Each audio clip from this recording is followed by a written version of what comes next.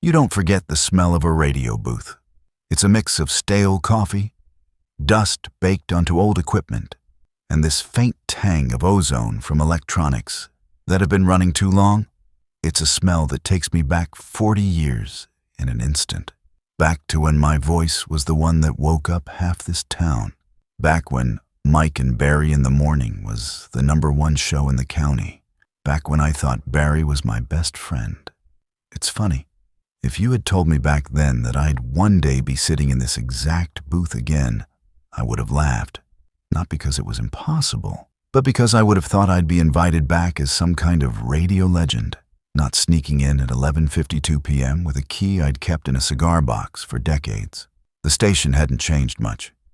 Same faded carpet, same glass window looking into the control room, same cheap wood paneling on the walls. The only real difference was me. And the silence. I ran my fingers over the faders on the soundboard, just like I used to before launching into an ad read or introducing a song. My heart was pounding, not from nostalgia, but from the adrenaline of what I was about to do. Because tonight was Barry's big night. His Lifetime Achievement Award ceremony was happening just a few miles away, and the entire county was tuned into this station to hear it broadcast live. And I was going to make sure they heard the truth instead. Barry wasn't just my co-host back in the day. He was my friend. Or at least, I thought so. We met in '74 when the station brought him in as the funny guy to balance out my straight man delivery. I had the voice, the timing, the years of slogging through midnight shifts to get where I was. He had the charm and this crooked smile that seemed to make women forgive him for just about anything. For 4 years, we were inseparable. Morning show partners, beer buddies, even double dates. Our banter sounded effortless on air because, for a while, it was. And then came 1978. I'd just gotten back from a short vacation when the station manager called me into his office. He wouldn't look me in the eye. Said there had been complaints about me, that I'd been caught on tape saying some pretty nasty things about the sponsors. Things I knew I hadn't said. By the end of the week, I was gone. Barry stayed. My name was erased from the show's title before my chair had even cooled. The sponsors stayed too, and Barry slid right into my role without missing a beat. It wasn't until years later, after the drinking, the failed jobs, the slow slide into a quieter life, that I learned the truth. A former sound engineer, drunk at a reunion, told me what I'd never suspected. Barry had spliced together a hot mic tape from different shows, making it sound like I'd insulted half the advertisers. He'd handed it to the manager himself. That was the day the idea started forming. The day I knew I'd come back here one day, if I got the chance. And tonight, I had it. The old clock above the booth door ticked past 11:57 p.m. 3 minutes to showtime. I'd timed it perfectly. Barry's speech would be broadcast live at the top of the hour, piped in straight from the county fairgrounds. It would come in through the satellite feed, run through the mixer, and out to every kitchen, garage, and car radio in a 3-town radius. Unless I intercepted it. I still knew the board like the back of my hand. I found the right channel on the mixer and potted it down to nothing. Dead silence on that line. In its place, I patched in the old microphone that sat in front of me. The same Shure SM7B I used to start my mornings with. It was dusty, but when I spoke into it, the level meter danced just fine. A low hum filled my ears through the headphones. Not the bad kind, the live kind. My voice could go out over the airwaves in an instant if I pushed that red button. Through the glass, the empty control room stared back at me. The only movement was my own reflection. I could see the bags under my eyes, the streaks of gray in my beard, the lines that hadn't been there the day Barry and I first cracked the mics together. The station's automation system kicked over into the feed. I heard applause coming faintly through the muted channel. Barry must have been walking up to the podium right now. The feed engineer would have no idea anything was wrong until the phone started ringing. By then, it would be too late. I took a deep breath. My hand hovered over the button. This wasn't going to be some drunken rant. No yelling, no cheap shots. I'd waited too long to waste this on noise. I wanted the truth told, and I wanted Barry to hear it. The red light blinked on. "Good evening, folks of Maple County," I began, my voice calm and even, the way it used to be when I opened the morning show. "I know you were expecting to hear Barry Collins right about now accepting his big award. But I thought maybe you should hear from someone who knew him back before the plaques and the speeches." I could almost hear the collective head tilt from living rooms across town. My voice had aged, sure, but there was still that timbre, that old morning warmth. People were listening. "Some of you remember me," I continued. "Mike Reynolds. Yeah, that Mike. The one who disappeared from the show in '78 without so much as a goodbye. Well, there's a reason for that. And since Barry's being honored tonight for his outstanding contribution to local broadcasting, I think you should know how he earned that spotlight." I let a beat of silence hang in the air.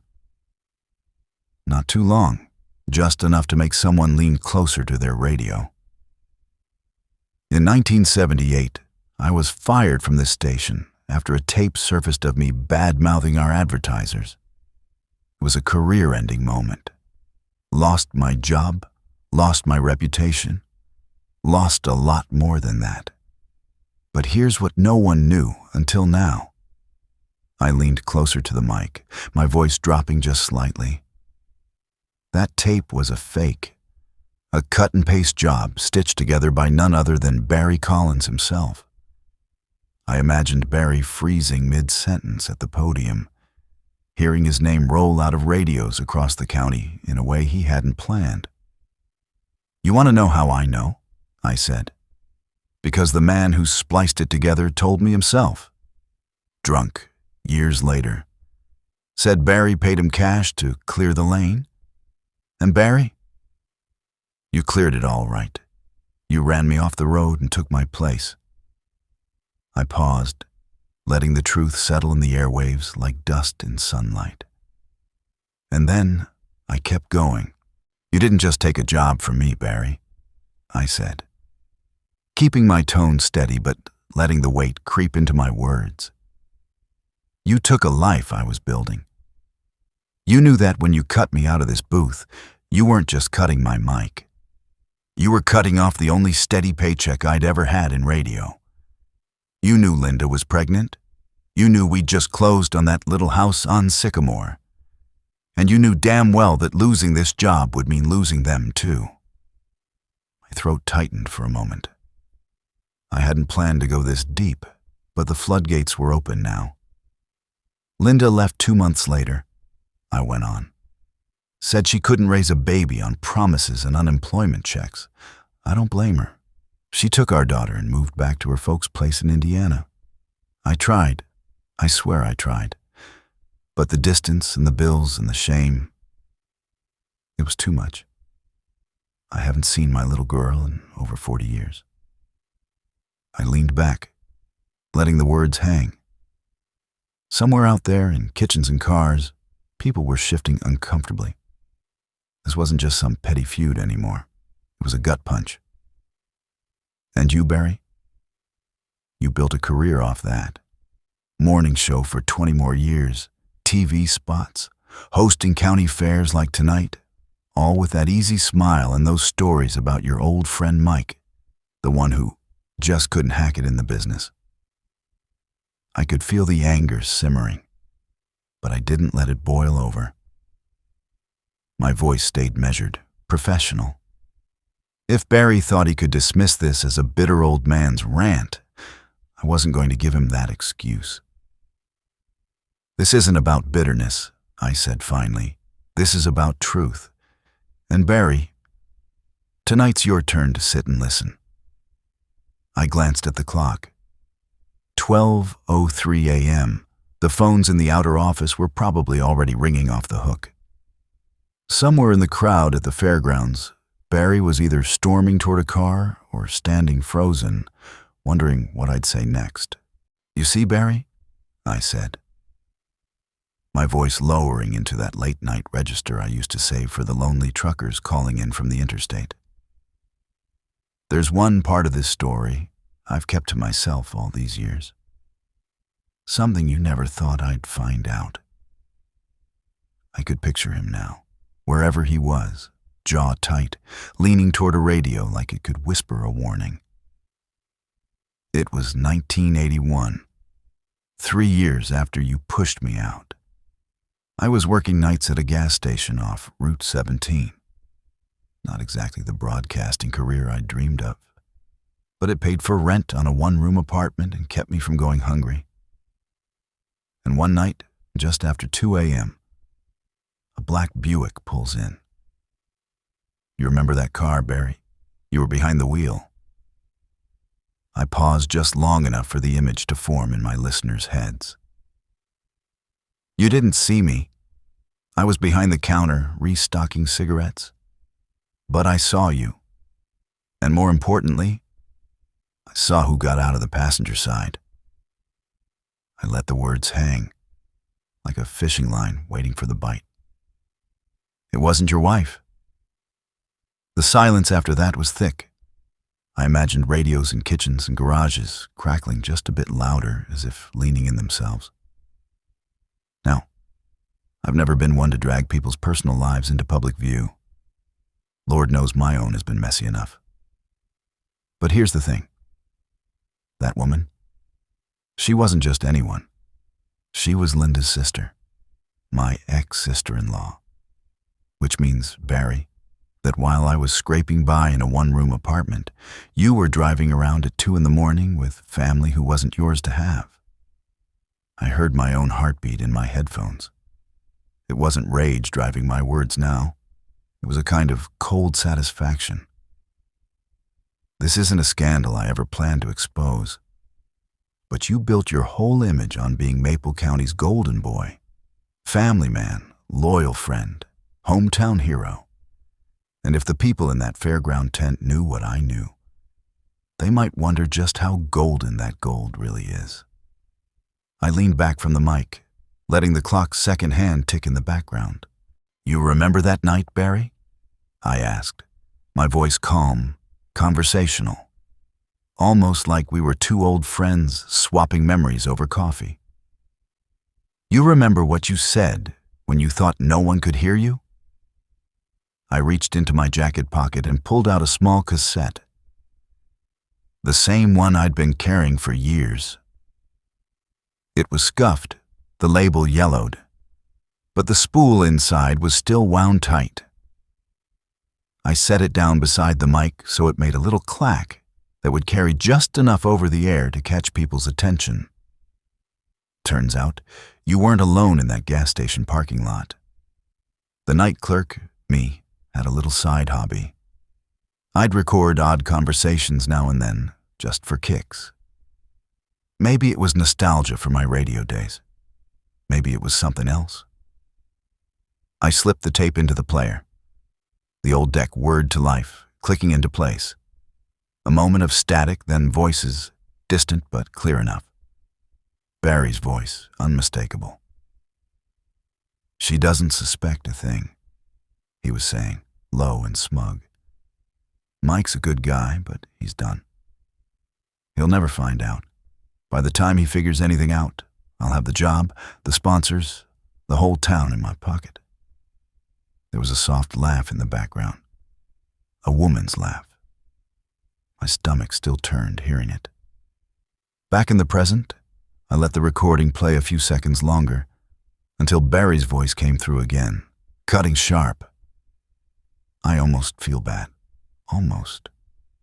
But in this business, you either take your shot or someone takes it for you. I pressed stop. The silence after that was louder than the tape itself. I could almost feel the air getting heavier in every living room, garage, and car tuned in across the county. Out at the fairgrounds, I imagined heads turning toward Barry, conversation stopping mid-sentence. "You always said radio was about telling the truth, Barry," I said softly into the mic. "Guess I finally learned from the best." I took a deep breath. One part of me wanted to end it there. But the other part, the one that had waited decades for this moment, knew I had one more thing to say. I let the silence stretch just a beat too long. In radio, that's a dangerous thing. A couple of seconds of nothing and people start smacking the side of their radios, thinking the signal's gone. But here, the dead air wasn't a mistake. It was a funeral bell. When I finally spoke, my voice was low, steady, and without a hint of gloating. "Barry, I'm not doing this to ruin you. Truth is, you ruined yourself a long time ago. I'm just the guy who's been holding onto the receipt." I leaned back, watching the red on-air light glow like a small, burning eye. "For 45 years, I've carried the weight of what you did to me. Not just the job, not just the career, but my family, my future. Tonight, I'm setting that weight down. You can keep the applause, the county fair gigs, the small town fame, but you can't keep the lie." I flipped the switch to cut my mic, then pushed the button that queued up the station's overnight playlist. The first track? "The Sounds of Silence" by Simon and Garfunkel. Couldn't have picked it better if I'd tried.